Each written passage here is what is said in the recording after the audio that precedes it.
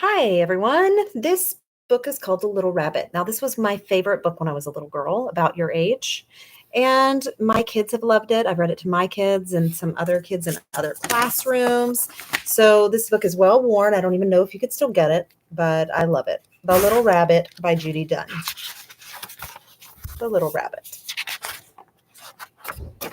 One Easter, Sarah found a little rabbit in her Easter basket. She was nestled beside two eggs. The little rabbit was soft and white. She had bright pink eyes, long ears that were pink inside, and a tiny pink nose that was always wiggling. Sarah loved her new friend very much. Sarah let the little rabbit play in the grass while she tried to think of just the right name for her. Turn this so you can see it better. There were some tiny yellow flowers nearby called buttercups. That's a nice name, said Sarah to her little friend. I'll call you Buttercup too. Sarah took good care of Buttercup. Every day she visited the new red hutch, bringing food pellets and fresh water. Then she watched Buttercup eat and drink. Sarah's other friends loved Buttercup too. After school, they hurried over to Sarah's house and played with the little rabbit. Buttercup was always happy to be the center of attention. All the children wished they had a rabbit of their own.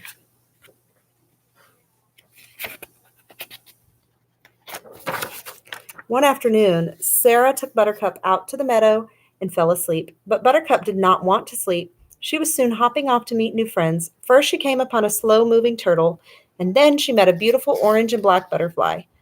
There was so much to see and do out in the world. But what was that? Buttercup was startled by something moving in the ferns. It was another rabbit. The other rabbit was a wild rabbit. He was quite different from Buttercup. He had large brown eyes and brown fur that helped him hide from his enemies. The two rabbits watched each other for a long time.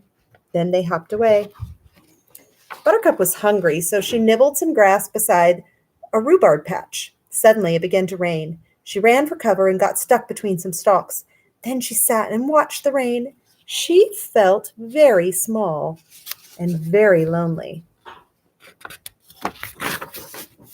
When Sarah woke up, she searched all over for Buttercup and finally found her.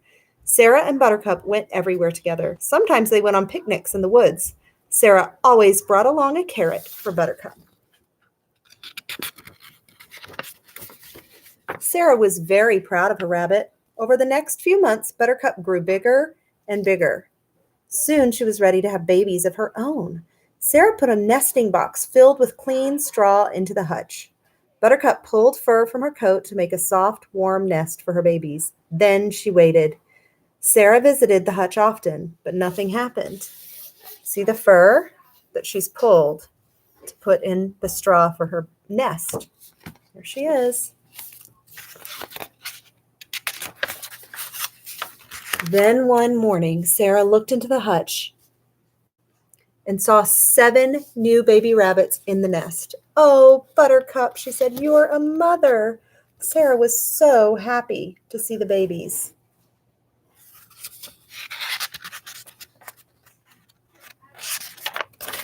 The babies grew fast. Soon they were big enough to climb out of the nesting box and look around. They were lively and curious and as soft and white as their mother. Now Sarah had to think of names for all of them. Since there were 7 baby rabbits, Sarah decided to name them after the 7 days of the week: Sunday, Monday, Tuesday, Wednesday, Thursday, Friday, and Saturday. Soon the little rabbits were big enough to go outside. Sunday, Monday, and Tuesday stayed in Sarah's lap. But the others jumped out. Wednesday sat under the daffodils, Thursday sniffed violets, and Friday hopped through the grass. Little Saturday went further than any of her brothers and sisters. Soon she found herself in a sea of tiny blue flowers.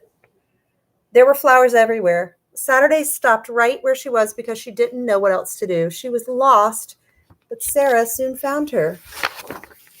It was time for the rabbits to go home. Sarah couldn't get them all back by herself, so she called her father. Together, they collected the little rabbits and put them back into the hutch with Buttercup. Sarah, said her father, there are just too many rabbits, and they're getting bigger every day. It's time you found good homes for Buttercup's babies. Sarah wanted to keep them all, but she knew her father was right. There were too many rabbits, and the hutch was getting crowded. And so the next day, Sarah offered one or two of her Buttercup's babies to each of her friends. Monday went home with Kate. Billy chose Tuesday for his pet. Wednesday and Thursday rode home on Jeff's bicycle basket. By the end of the day, all of Buttercup's babies had new homes, and Sarah's friends were proud to have rabbits of their own. Sarah and Buttercup were happy to be alone together, just as they were in the beginning. I love you, Buttercup, said Sarah as she stroked her rabbit's soft white fur. But Buttercup just wiggled her pink nose. There they are.